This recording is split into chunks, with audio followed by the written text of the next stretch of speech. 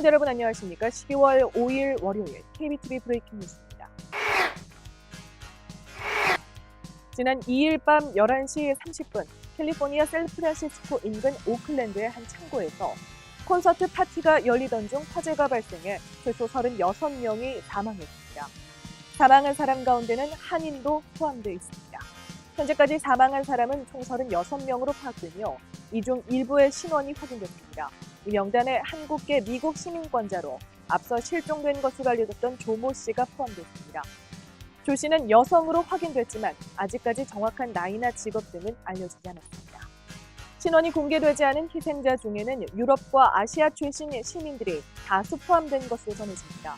경찰이 대사관이나 영사관과 접촉한 뒤 이들의 신원을 공개하겠다고 밝힌 것으로 미뤄 외국인 사망자 추가 확인이 더 늘어날 것으로 보입니다.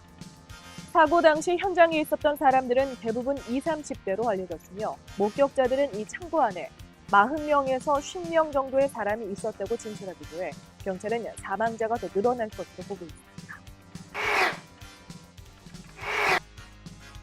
뉴욕으로 향하는 아시아나 항공기 안에서 부기장들이 주먹다짐을 벌이는 일이 일어났습니다. 한국 시각으로 지난 3일 오전 9시 40분 인천국제공항을 출발해 뉴욕으로 향하는 아시아나 항공 OG22편에서 부기장 2명이 사적인 일로 시비가 붙었습니다. 이들은 기내 승무원들의 휴식 공간인 벙커에서 언성을 높이며 다투기 시작했고 말다툼은 급기야 주먹 다짐으로 번졌습니다. 기장들이 이들의 싸움을 말렸고 공항 경찰대까지 출동했습니다. 이륙을 앞두고 이런 일이 벌어지자 항공기 출발은 40분이나 지연됐고 승객들은 이로 인해 불편을 겪어야 했습니다. 문제는 여기에서 그치지 않았습니다. 이 폭행 사건으로 부기장 한 명은 부상을 당해 병원으로 옮겨졌고 또 다른 부기장은 그대로 해당 항공기 운항에 투입돼 조종관을 잡은 것으로 드러났습니다. 심리적으로 불안정한 상황에서 승객 275명이 탑승해 있는 비행기를 운항했다는 비판을 면할 수 없는 부분입니다. 이에 대해 아시아나 항공 측은 운항 안전 담당자를 보내 두 부기장을 면담했다며 규정에 따라 심리 상태가 안정된 한 명은 비행이 가능하다는 판단을 내렸다고 설명했습니다. 대한민국의 국토교통부는 항공사를 상대로 안전 관련 권고를 하기로 했습니다. 오늘 국토교통부 관계자는 기내에서 부기장끼리 폭력을 행사하는 사건은 유례가 없는 일이라며 이런 일이 발생하면 당사자 모두가 비행을 취소하도록 항공사 내부 규정을 정비하라고 권고할 계획이라고 밝혔습니다. 아시아나 항공 측은 사건 이후 두 부기장을 비행에서 제외했으며 곧 인사위원회를 열어 징계 수위를 결정할 방침입니다. 지난 토요일 맨해튼 그리니치 빌리지에서는 한 남성이 지하철 선로에 떨어져 전동차에 치여 숨지는 사고가 발생했습니다. 이날 오후 3시쯤 웨스트 4가역 부근에서 운행 중이던 F트레인에 한 남성이 치여 숨졌습니다.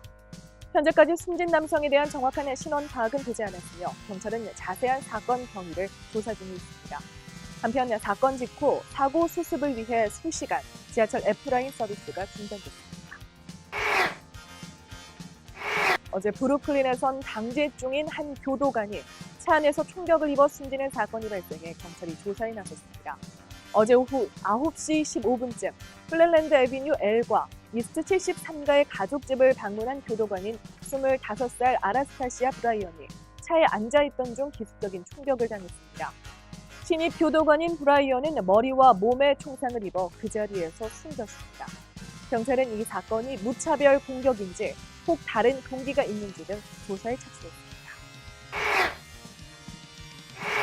경찰이 어퍼 이스트 사이드에 위치한 한 가정집 현관에서 여성의 얼굴을 가격하고 가방을 빼앗아 도주한 남성을 공개 수배해 나섰습니다. 피해자인 54살 여성은 최근 이사한 이스트 67가의 건물 입구에서 한 남성으로부터 기습적인 공격을 당했습니다. 이 여성이 가방에서 집 열쇠를 찾던 중 남성이 다가와 여성의 얼굴에 주먹을 휘두르고 가방을 빼앗은 뒤 달아났습니다. 경찰은 감시 카메라 영상에는 담기지 않았지만 용의자는 도주 전 여성을 바닥에 세게 밀쳐 여성이 심각한 부상을 입었다고 밝혔습니다. 여성이 비명을 지르자 이웃 주민이 나와 그녀를 부축하고 경찰에 신고했습니다. 경찰은 용의자인 흑인 남성은 40대 초반의 5피트 4인치의 신장을 보유하고 있다고 보고 있습니다. 대통령 당선인은 가족들이 본래의 거주지를 떠나 백악관에서 사는 것이 전통이죠. 하지만 지난달 트럼프 당선인의 아내인 멜라니아는 막내 아들인 베런의 학업을 이유로 뉴욕 맨해튼 소재 트럼프타워에 계속 거주하겠다고 밝힌 바 있습니다. 이 뉴욕 시민들이 트럼프 당선인의 아내 멜라니아의 뉴욕 퇴거를 요구하고 나섰습니다. 이일 세계 최대 청원 사이트에 95,874명이 뉴욕 시민들은 트럼프 아내가 뉴욕에 살면서 필요로 하는 하루 100만 달러를 지불할 것을 거부한다는 제목의 청원에 서명을 보낸 겁니다. 영부인과 영식이 되는 멜라니아와 베런이 뉴욕에 거주하게 되면 이들을 경호하는 데 무려 하루에 100만 달러가 추가로 들게 되며 비용은 모두 뉴욕시 정부가 책임져야 합니다. 이에 뉴욕 시민들이 하나둘 청원에 나서기 시작한 겁니다. 청원에 동참한 이들은 앤드류 코모 뉴욕 주지사와 빌 드블라지오 시장에 도널드 트럼프가 자신의 아내를 뉴욕에 계속 거주하게 하고자 요구한 비용을 거부하기를 촉구한다고 밝혔습니다. 또 뉴욕 시민들이 낸 세금은 도로나 학교, 위생, 일자리 등에 쓰여야 한다며 한 명에게만 쓰여서는 안 된다고 지적했습니다. 한편 트럼프 당선인이 오늘 주택도시개발부 HUD의 장관 지명자를 발표했습니다. 트럼프 당선인은 훌륭한 마음을 가지고 있고 지역사회와 그 안에 사는 가정들을 강하게 만드는 데 열정적인 인물이라며 올해 공화당 경선 주자였던 벤 카슨을 차기 주택도시개발부 장관으로 지명했다고 밝혔습니다. 또 카슨과 함께 도시 재개발 어젠다와 낙후된 도심 지역을 비롯한 경제 개발에 대한 메시지를 상세하게 논의했다고 덧붙였습니다. 이로써 카슨은 트럼프 당선인의 내각에 이름을 올린 첫 번째 흑인 인사가 됐습니다.